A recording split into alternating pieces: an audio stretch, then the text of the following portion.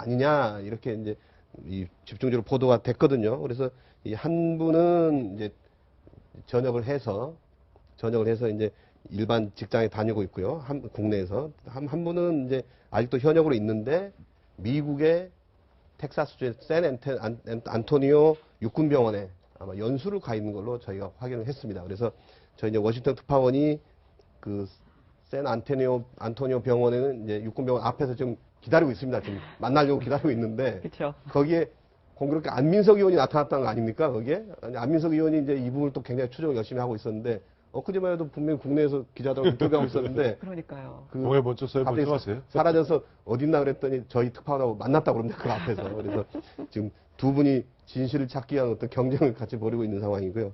그다음에 국내에 있는 분은 저희도 이제 접촉을 했는데 이분 약간 좀 아니다 이렇게 그런 일이 없었다는 부정적인 반응을 보였습니다. 그리고 이제 청와대에서 오늘 이제 바로 또 입장을 냈죠. 대변인이 이제 뭐 공개적 발언한 건 아닙니다만 하여튼 그 어떤 처치도 없었다. 이제 이 청와대 의무실장이 당시 간호장교 2명에게 직접 다 확인을 해봤는데 의무실장 본인뿐만 아니라 이 2명 중 어느 누구도 4월 16일 대통령에 대한 진료나 처치를 하지 않았다. 이 간호장교 중에 한 명이 오전 10시쯤에 가글을 전달하기 위해서 이제 입 헹구는 그 약물이죠. 약물이라기보다 이제 그 세정제죠. 이제 이 가글을 전달하기 위해서 관저에 잠깐 갔다 온 적은 있다. 그리고 의무실장 모르게 어떤 처치도 할 수 없다. 그러니까 이제 이 간호장교가 혹시 이 세월호 7시간에 이제 이분들이 뭔가 뭐 성형이라든지 뭐 여러 가지 뭐 의료적인 처치를 하는데 관여하지 않았을까라고 이제 의혹이 제기됐는데 아니다. 청와대에서 이제 좀 못을 박아서 얘기를 했습니다. 그래서 그런데 이제 다만 이것만으로도 계속 이제 의혹이 또 가라앉지는 않는 것 같아요, 보면. 이제 또 외부에서 누가 왔느냐, 외부에서 들어온 건 없었다 그러고, 그러니까 이제 결국 또 안에서 누가 한 거 아니냐 그러니까 이제 이 두 사람으로 추적이 좀 펴졌었거든요.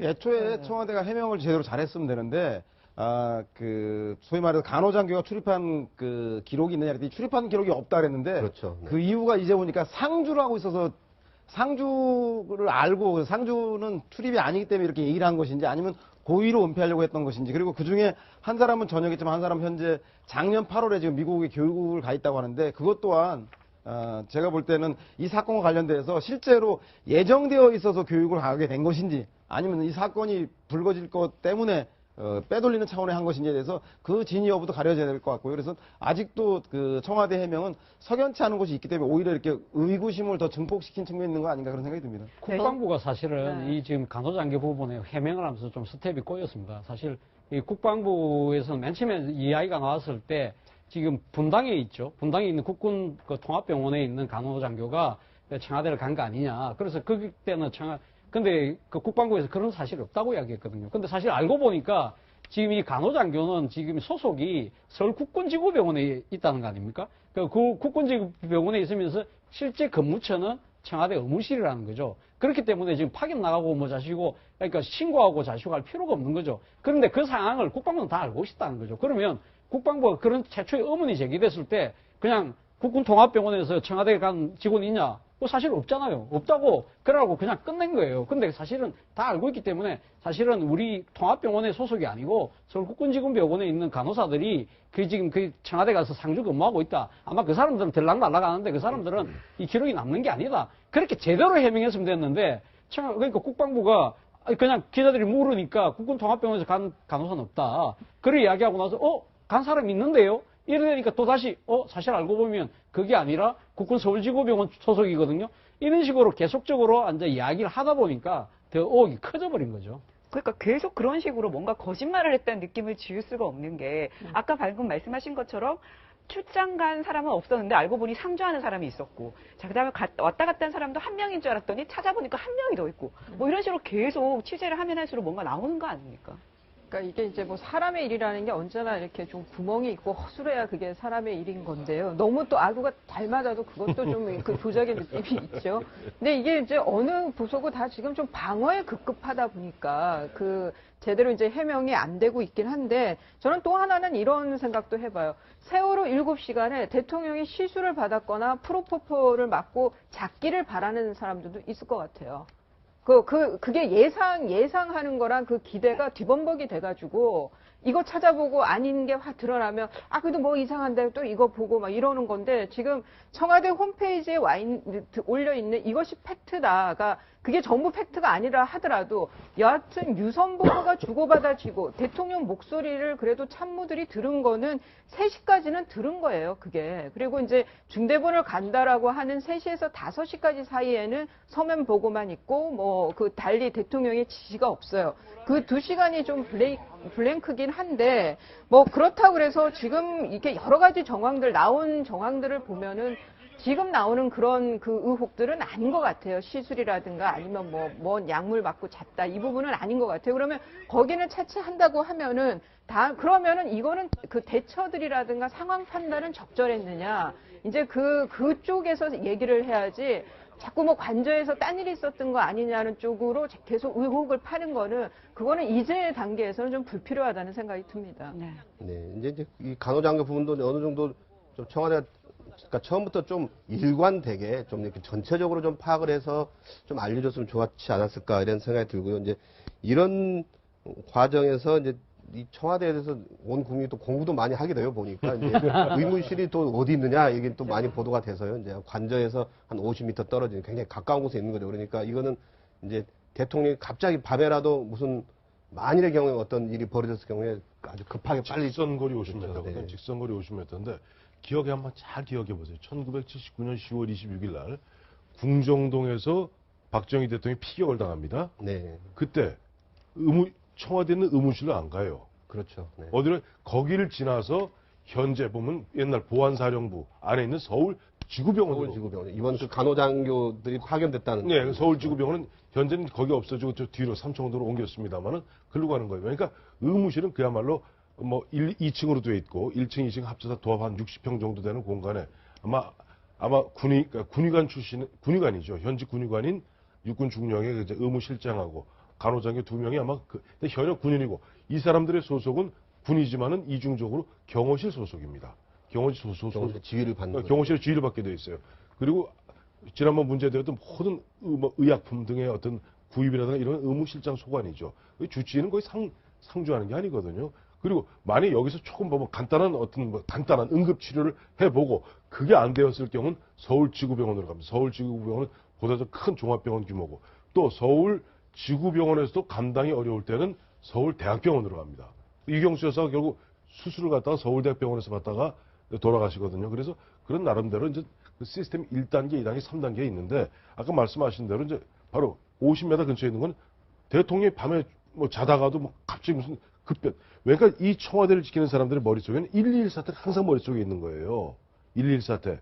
바로 1968년 1월 21일 날 김신조 일당이 바로 코앞, 11문 코앞까지 왔다가 격퇴당하거든요. 그러니까 대통령이 만약에 그런 급변을 당했을 때는 거기까지 갈 시간 없어 응급치료하는 곳이 바로 지금 바로 의무실이고 저희 보면 특히 이제 경호실, 가까이 있는 경호실 사람들이 실전에 가까운 훈련하다, 우리 서영호 선수는 잘 알겠습니다만 실전에 가까운 훈련하다 보면 많이 다칩니다.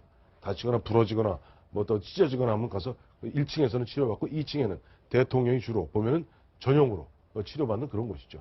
2층 같은 경우에 그 2층에서 지난 2005년에 노 전 대통령이 이 쌍꺼풀 수술을 아마 거기서 받았던 것 같아요. 아마 2층에서 받은 것 같은데 그때도 거기서 했다고 하더라고요.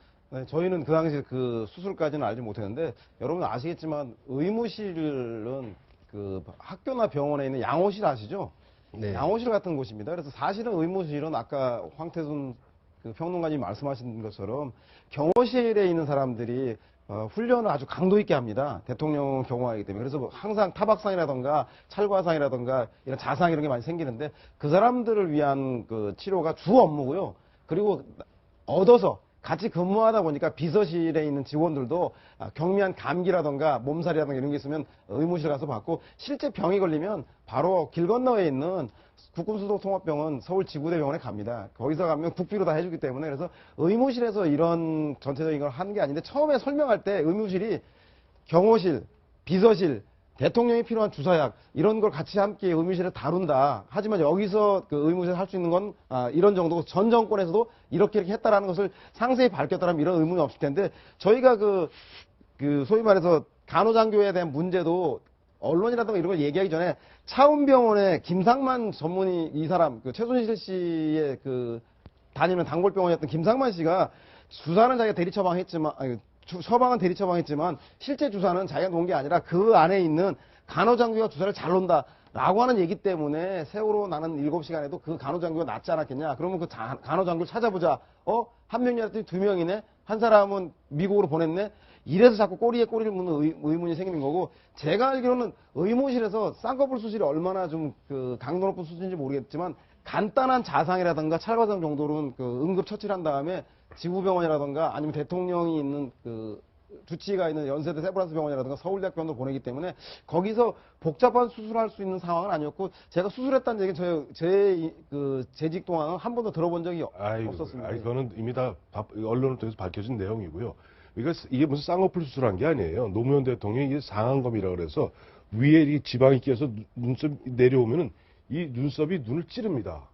눈을 찌르면 눈물이 무지하게 나요. 그래서 이걸 째갖고 올려 붙이는 거예요. 근데 올려 붙이면 부작용으로 나타나는 게 쌍꺼풀이 돼버리는 겁니다. 부작용인가요? 부작용인데 지방을 빼내니까. 지방을 빼내고 땡겨지는 붙이는데 거죠. 네. 그때 보면 이제 권영수 여사랑 두 분이 함께 하신 것 아니냐. 근데 요즘 알려진 바에 따르면 실제 보면은 핵심은 뭐냐니까 이거거든요. 자, 청와대 의무실에서 수술할 수 없다고 얼마 전에 얘기했는데 그게 아니라는 거예요. 노무현 대통령 사실 상안검 수술은 간단한 시술이거든요. 그렇기 때문에 그런 것들은 충분히 의무실에서 할 수 있다는 것이 이번 논의의 포인트입니다. 의무실에 그러면 상근하는 사람 아니고 그 수술할 때는 뭐 이거 누가 동학병원 왔겠죠. 지부대라든가 왔겠죠. 와서 몰라도 의무실에 가보면 군의관 대신에 실장님 한 분 하고요. 밑에 군인들 중에 파견 나온 군인들이 앉아 있어요. 1층이고 2층에서 이제 보면 치과, 간단한 치과, 스케일링 정도, 그 다음에 간단한 네, 시술할 수 있는 그 정도인데, 만약에 조금 더 큰, 스케일링 정도가 아닌 더 큰 거로 가려면 서울지구병원으로 가야 되는 것이고, 아마 보면은 지금 현재 드러난 모습, 이게 우리가 사실 이 국가 1급 비밀 막 얘기하고 있는 거예요. 그러니까 지금 보니까 이제는 역대 대통령 주치의들이 쭉 얘기하기를 갖다가 실제 대통령이 오시는 경우도 있지만은, 서울 의무실에 그런데 치과 같은 경우 이제 그 해야 되니까 하는 그 대개의 경우는 왕진했답니다. 관저로. 관저에서 왕진해갖고 간단한 뭐 감기라든가 이런 경우는 왕진하면서 거기서 뭐 혈압도 재고 뭐 주사도 시술하고 뭐 그랬던 게 맞는 것 같습니다. 네. 네. 그리고 이제 김장수 전 안보실장 지금 이제 주중 대사로 나가 있죠. 이분이 이제 그 특파원들과 만나서 세월호 7시간 그 부분에 대해서 또 해명을 했습니다. 이제 왜냐하면 이제 2014년 세월호 참사 당시에 이 국가안보실이 이 부분을 대통령에게 바로바로 보고하는 역할을 했기 때문에 그 당시에 제대로 보고했느냐 아니면 또 어느 정도로 했느냐 이제 이런 부분에 대해서 이제 쭉 설명을 했습니다. 그래서 설명을 했는데 처음에는 서면 보고를 했다. 그러니까 유선 보고를 그래서 이 부분이 이제 조금 논란이 됐는데 아니 급한 일이면 정말 아주 큰 일 같으면 전화로 해서 직접 대통령에게 보고 드려야 되는 게 맞는 거 아니냐 그랬더니 그건 청와대 물어봐라. 그건 내가 뭐라고 말할 수 없다. 그러면서 처음에는 서면 보고를 했다. 이렇게 얘기를 했거든요. 그리고 이제 또 설명을 한 게 보고를 뭐 했더니 이제 유리창을 깨서라도 빨리 구조해라. 그리고 이제 오후가 돼가지고 구조자 그때 잘못 알려졌죠. 다 전원 구조됐다 이렇게 잘못 알려져서 그게 잘못됐습니다. 그리고 실제로 이 구조자 수가 그렇게 많지 않습니다라고 이제 보고했더니 그때는 엄청나게 혼이 났다. 이런 해명도 했거든요. 그래서 이제 어느 정도 이제 박근혜 대통령 쪽에는 좀 이제 도움이 되는 이런 설명을 좀 했는데 특히 그러나 이제 조금 이렇게 약간 명확하지 않은 부분이 왜 처음에 서면 보고 했을까 이 부분이 이제 조금 논란이 되고 있는 것 같아요. 그래서 청와대에 물어보지 뭐 약간 좀 돌렸어요 보면. 그러게 어제 저는 그러니까 김장수 대사가 왜 지금 이 시점 이 발언을 했을까 상당히 궁금하더라고요. 그래서 기사를 꼼꼼히 읽어보니까 정례 간담회로 돼 있더라고요. 그럼 정례 간담회는 뭐 주에 한 번 하든지 아니면 달에 한 번 하든지 분기에 한 번 하든지 그랬는데 그럼 지금 재직 기간이 벌써 지금 한 2년 가까워지고 있지 않습니까? 그렇다고 한다면 여러 번 이 아이들이 기자들과 만남이었었는데 아마 본인 생각에는 지금 이제 이 세월호 7시간을 둘러싸고 박근혜 대통령에 대한 여러 가지 의혹들이 짙어지고 있으니까 당시 안보실장이었던 본인이 나서서 뭔가 조금 해명이라도 좀 하려는 그런 의도를 갖고 이야기하셨던 것 같아요. 그런데도 불구하고 저는 좀 이해가 안 되는 부분이 아까 방금 우리 앵커께서 말씀하신 대로 왜 첫 번째는 서면으로 보고했는 이 상당히 위중한 상황에서 뭐 간제라도 달려가서 안보실장이 뭐 직접 보고를 하든지 아니면 사람을 보내든지 뭐 여러 가지 방법들이 있을 것인데 너무 서면 보고 뭐 지금 하다못해 그럼 유선 보고라도 해야 되는 것이 당연한 것이 아닌가 하는 생각이고요. 그리고 지금 또 이 김장수 장관의 발언 중에 그 대사의 발언 중에 제가 조금 이해가 안 되는 부분이 마지막 부분이죠. 군민쫓기 발언. 뭡니까 이 중대본 그 본에 가서 왜 그 조끼를 입고 있는데 발견하지 못하느냐. 그 발언에 대해서 어떻게 이런 질문을 할 수 있냐 물어보니까 innocent why라 했다는 거 아닙니까? 순수한 의도로 이야기를 했다. 저는 이 대목을 도저히 이해가 안 돼요. 이게 과연 순수한 의도라는 게 뭘까? 대통령이 지금 국가적인 상당히 재난 상태에서 대통령이 첫 번째 이 공개적인 멘트를 한다는 부분이 상당하게 중요한 메시지를 담아야 되는 거거든요. 그래야 지금 이제 이 재난에 대하는 임하고 있는 공직자들 입장에서는 대통령 말 한마디가 하나의 지침이 될 수 있는 부분인데 대통령이 약간 지금 약간 상황 인식이 안 돼 있는 그러한 식의 질문을 했다는 것 자체가 저는 모르겠습니다. 그러니까 지금 안보실장이 그날 아마 제 생각에 수행을 했을 것 같은데 그럼 상황을 충분히 이야기를 하고 이런 부분들에 대해서 우리가 지금 이제 의문을 갖고 있습니다. 그런 보고를 분명히 했을 거거든요. 그런 부분에도 불구하고 가장 중요한 대목을 간과하고 지금 국민쫓기 발언을 한다? 그럼 저는 도저히 납득이 되지 않습니다. 납득이 안 가시죠? 예. 왜냐니까 저 역사를 잘 모르셔서 그래요. 자, 우리 1960년 6.25를 한번 보십시다. 6.25 새벽 3시, 새벽 4시에 북한이 전격적으로 이제 기습을 합니다. 그래갖고 동두천 이북에서 엄청나게 충돌하는 때까지만 해도 거의 하루가 다 지나도록 이승만 대통령은 사실 제대로 보고를 못 받습니다. 그냥 충돌이 있구나. 저는 그날 왜 서면 보고했냐 이 부분도 잘 보세요. 이게 우리가 다 지나놓고 나서 상황을 복귀하는 것하고 그 당시 상황은 다를 수가 있습니다. 그날 오전, 우리가 늘 인용하는 부분입니다만 그날 오전 11시 몇 분경에 바로 경기도 교육청에서 단원고 학생들 전원 구조라고 다 기자들한테 문자 돌려서 그때 보면은 뭐 채널 A를 비롯해서 모든 방송에서 다 그렇게 방송을 거의 2시까지 하고 있었어요. 그리고 오전 10시면 우리는 지금 보니까 바로 그 배가 침몰하는 가운데 그 아이들이 말이야 구명조끼 입은 상태에서 정말 나가지 말고 기다리라는 그 선장말 그 듣고 그냥 모르고 죽음의 사신이 오고 있는데 기다리고 있었다고 분통을 터뜨리고 있지만 그 시점에서는 아마 김장수 안보실장도 보면 여러 단계 걸쳐서 보고를 받았을 거 아니에요. 그러니까 이 대목에서 전화로 괜히 섣불리 보고했다가 깨지느니 차라리 좀 육하 원칙에 따라서 보고서 형태로 갖다가 서면 보고하는 게 낫겠다. 10시라는 부분이 굉장히 중요합니다. 그리고 9시 54분이게 처음으로 청와대하고 이제 해경 쪽하고 접촉하는 걸로 되어 있어요. 그러니까 그 6분인가 7분 동안에 따라락 만들어서 나름대로 보낸 것이다 하는 것이 저는 그래서 첫 서면 보고하지 않았겠는가 하고 짐작해 보는데 궁금한 거는 왜 이 시점에 와서 굳이 보면 그동안 쭉 입 다물고 계시던 분이 얘기하느냐. 그 부분이 참 보면은 이런 게 있어요. 그 전에 우리는 대한민국이 2016년 10월 25일 이런 박근혜 대통령 1차 대국민 사과 이전과 이후가 다릅니다. 그 이후에는 요즘 보세요. 얼마 전까지 박근혜 대통령 아니면 곧 나라가 망할 듯이 온갖 얘기하던 절박이라고 있죠. 절대 침박. 절박이라고 그럽니다. 강박도 아니에요. 절대 침박이 뭐라고 그래요. 박근혜 대통령한테 자 당신이 다 모든 거 쌓고 당신 하야하세요. 하고 뒤에서 쿡 떠밀고 있지 않습니까?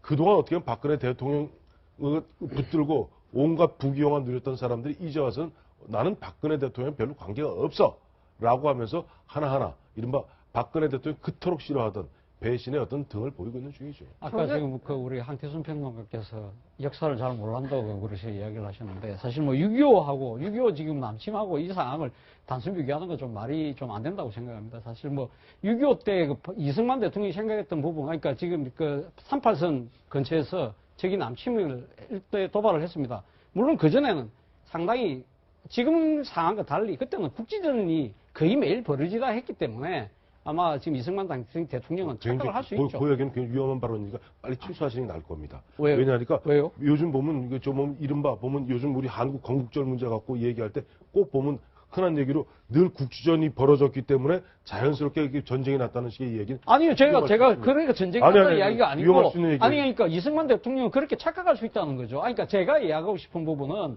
지금 이제 세월호 같은 경우 우리는 산민이 바다이기 때문에 배들이 상당히 조나 사고가 많습니다. 많죠. 그러니까 어선이 하나 침몰하고 그런 부분들 그냥 일일이 다 지금 청와대 위기관리센터에 다 보고가 되거든요. 그러나 지금 이 상황은 다르다는 거죠. 그러니까 지금 이 배에는 승객이 400명이 넘는 승객이 타고 있는 배입니다. 이 배가 지금 어떤 식으로든 조난을 당했다는 거 아닙니까? 그 상황은 단순하게 어선 한두 대가 침몰해서 이 서면 보고하는가 상황은 다르다는 거죠. 그것이 전체 구조됐든 안 구조됐든 일단 400명이 넘는 생명이 타고 있는데 그 생명이 상당히 위중한 상황에 처해 있다는 상황에서는 이 부분에 대해서 그렇게 안일하게 인식했다는 부분이 잘못됐다는 거죠. 저는 네. 그걸 지적하고 싶습니다.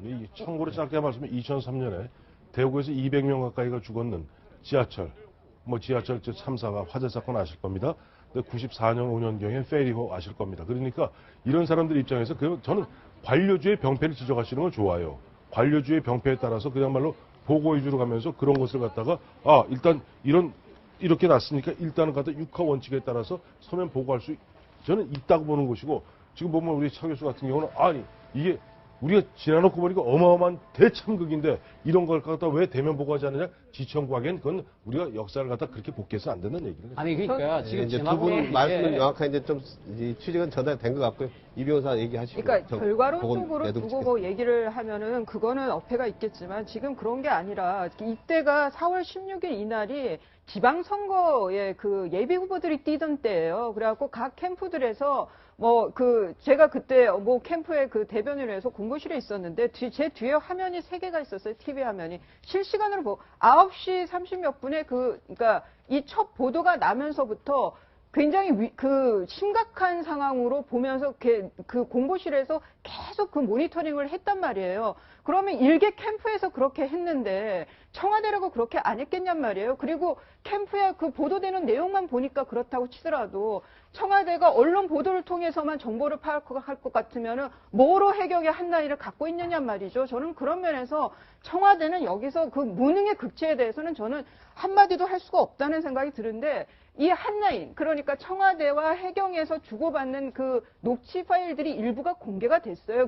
그것이 알고 싶다, 이런 프로그램에서 일부가 공개됐는데, 거기를 보면은 정말 상상력이 하나도 없는 거예요. 청와대 안에 있는 사람들이. 애초에 선실에 갇혀 있는 걸 알아요. 많은 그 승객들이 선실에 갇혀 있는 걸 알고, 그리고 선수만 나와 있는 그 사진들도 본단 말이에요. 그런데 거기서 청와대에서 요구하는 거는 VIP한테 그 보고해야 된다고 현장 사진 보내라고 그러고 영상 보내라고 그러고 구조된 인원이 몇 명인지 파악해서 올려 보내라고 그러고 지금 아다르고 어다른 거지만 구조 인원이 중요한 게 아니라 선실에 갇혀 있는 인원이 몇 명이고 여전히 선실에 갇혀 있느냐가 중요한 거거든요. 바다에 떠 있거나 이런 사람들의 문제가 아니라 그러면은 어디다 포커스를 맞추고 이 상황에 대해서 파악을 하고 있느냐는 굉장히 중요해요. 그런 게 안 되니까 김장수 전 실장은 순수한 의도 이너스트 와이라고 얘기를 했지만 그러니까 정말 별 고민 없는 질문을 할 수가 있는 거죠. 구명조끼 입었는데 왜 못 나와요? 이거는 정말 무지랭이 사람이 할 수 있는 얘기예요. 그냥 그런 사람 구명조끼 입었는데 왜 못 나왔대 얘기는 이런 정보가 하나도 그러니까 제대로 상황 파악을 못한 사람은 할 수 있지만 다른 것도 아니고 정보의 최정점에 있던 대통령이 이걸 파악을 못하고 이런 질문을 했다. 이거는 정말 회의석상에서 누가 그런 질문을 했다 그러면 너 고민하면서 얘기하라고 누가 면박 주지 않겠냔 말이에요. 저는 이 영상이고 뭐고 다 기록돼 있는 이 자체를 가지고는 저는 거기에 대해서는 말을 하면 안 된다고 봐요. 정말 입이 10개라도 할 말이 없는 게 당시 청와대의 대처였다고 저는 봅니다. 네, 요건 정리를 할게요. 그런데 이제 아마 김장수 실장이 순수하게 이제 어떤 어린아이들이 갖는 어떤 궁금증, 호기심 그런 차원에서 나온 질문이었다고 하는 건 양면이 있는 것 같아요. 그러냐면 대통령이 가서 정말 자기도 궁금한 게 있어서 물어볼 수도 있는 건데 또 한편으로는 왜 그 정도밖에 상황이 제대로 못한 거 아닌가라는 걸 오히려 거꾸로 어떤 뒷받침하는 것일 수도 있거든요. 그래서 그런 부분이 있는 것 같고 김장수 대사가 이제 어제 이 설명을 한 것은 이제 매달 한 번씩 원래 한 달에 한 번씩 이제 베이징 특파원, 각 언론사 베이징 특파원들이 나가 있는데 한 달에 한 번씩 꼭 만나서 이렇게 이제 간담회를 한다고 그럽니다. 그런데 이게 이슈가 돼 있으니까 이제 이 특파원들이 질문을 던졌고 그리고 김장수 이제 대사가 당시 상황에 대해서 쭉 이제 설명을 했던 거를 보도하게 된 것입니다. 그 경위는 설명을 드리겠습니다.